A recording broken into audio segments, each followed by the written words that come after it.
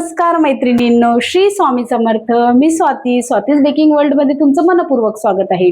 तर आज आपण बघणार आहे बेंटो केक बद्दल संपूर्ण माहिती.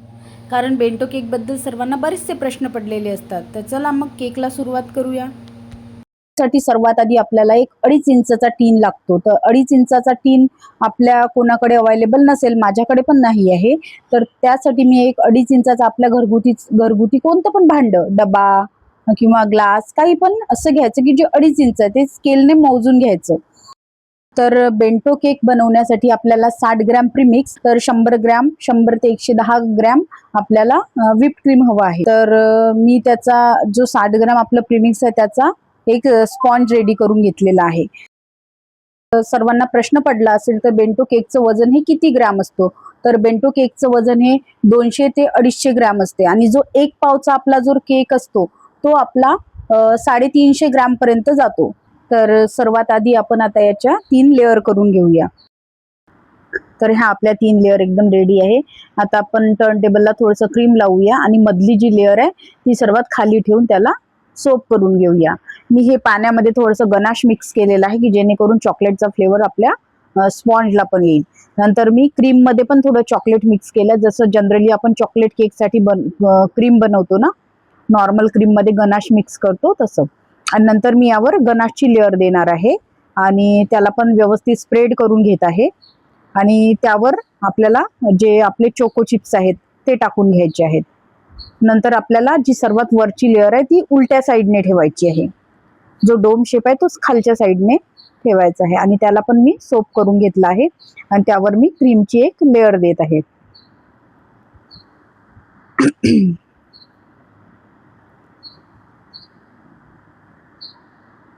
आणि त्यानंतर पण आपल्याला यावर गनाश ची एक लेअर टाकून घ्यायची आहे आणि त्याला पण व्यवस्थित स्प्रेड करून घ्यायचं आहे. आणि त्यानंतर आपल्याला त्यावर चोको चिप्स टाकून घ्यायचे आहेत. आणि खूप जणांना वाटतो की बेंटो केक म्हणजे काही वेगळा असतो का, तर बेंटो केक हा नॉर्मलच केक असतो, फक्त तो आकाराने छोटा असतो आणि दिसायला खूप क्यूट वाटतो तो. तर आपण याला पण सोप करून घेऊया.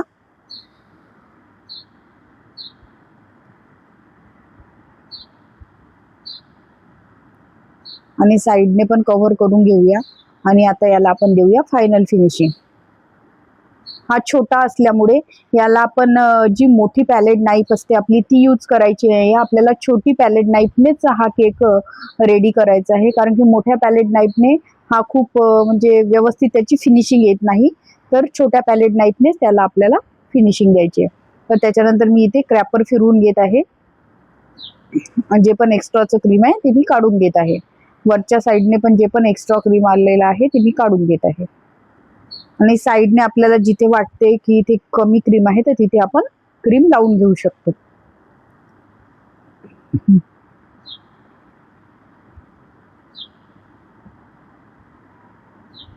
असं आपल्याला पूर्ण केकला फिनिशिंग देऊन द्यायची आहे. आणि क्रॅपरने एकदा आपण पुन्हा त्याला फायनल फिनिशिंग देऊया. आणि वर जे पण आपलं क्रीम आलेलं आहे ते पॅलेट नाईफच्या सहाय्याने आलेलं आहे. तर इथे आपला केकला फिनिशिंग आलेली आहे बघा. आता मी इथे लायनिंगचं क्रॅपर पण एकदा यूज करून घेत आहे. तर लायनिंगचं क्रॅपर आपण फिरवून घ्यायचं आहे आणि वर जे एक्स्ट्रा क्रीम आलेलं आहे ते आपल्याला पॅलेट नाईफच्या सहाय्याने काढून घ्यायचं आहे. तर आता आपण यावर वरच्या साईडने गनाश टाकून स्प्रेड करून घेणार आहे. तर पॅलेट नाईफच्या सहाय्याने अलगद आपल्याला सर्व साईडने ते पसरून घ्यायचं आहे. आणि ते जास्त आपल्याला दाबून आपल्याला स्पॅच्युला यूज करायचा नाही आहे, नाहीतर आपलं जे क्रीम आहे ते सुद्धा त्या चॉकलेटच्या गनाश सोबत आपलं मिक्स होऊन जाईल. आता मला वाटते की याला थोडे ड्रिपिंग द्यायचे, तर मी काय करत आहे चम्मचनेच थोडे ड्रिपिंग देत आहे. साईडने मी थोडं चॉकलेट्स गनाश टाकून घेत आहे जेणेकरून त्याचे ड्रिपिंग येतील. हे आपण पायपिंग बॅग मध्ये भरून सुद्धा व्यवस्थित त्याचे ड्रिपिंग देऊ शकतो. तर हे बघा आपलं सर्व साईडने छान ड्रिपिंग आलेले आहेत. तर आता आपण याला स्पॅच्युला वरून एकदा फिरून त्याला प्लेन करून घेऊया. तर केक आपला आता रेडी झाला आहे. तर आपण त्याला आता बेस, जो केक बेस असतो त्यावर काढून घेऊया. तसा तर हा केक डायरेक्ट आपण बेंटो बॉक्समध्ये ठेवणार आहे, तर त्यात आपल्याला बेसची काही गरज नाही आहे.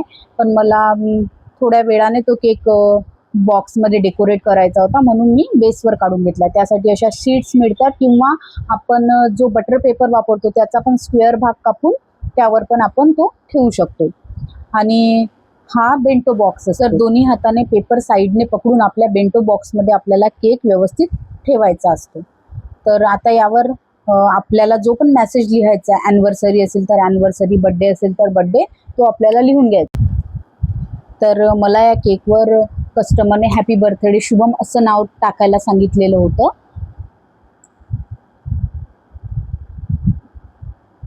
आणि साईडने इथे मी काही चोको चिप्स टाकून घेत आहे, की जेणेकरून आपल्या केकला अजून छान लुक येईल.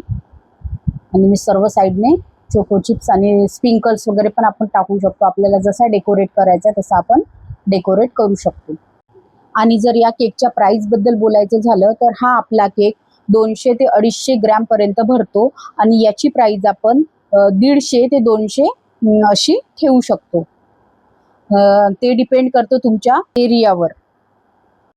आणि यावर मी बदामचे थोडे काप पण टाकून घेत आहे, की जेणेकरून आपल्या केकला अजून सुंदर लुक येईल.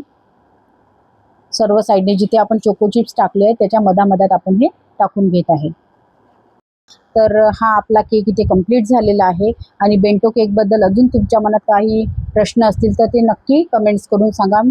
आणि हा आहे आपल्या केकचा फायनल लुक. तर हा छोटूसा बेंटो केक तुम्हाला कसा वाटला एक कमेंट्स करून नक्की सांगा. चॅनलला सबस्क्राईब करा, व्हिडिओला लाईक करा आणि शेअर करा. धन्यवाद.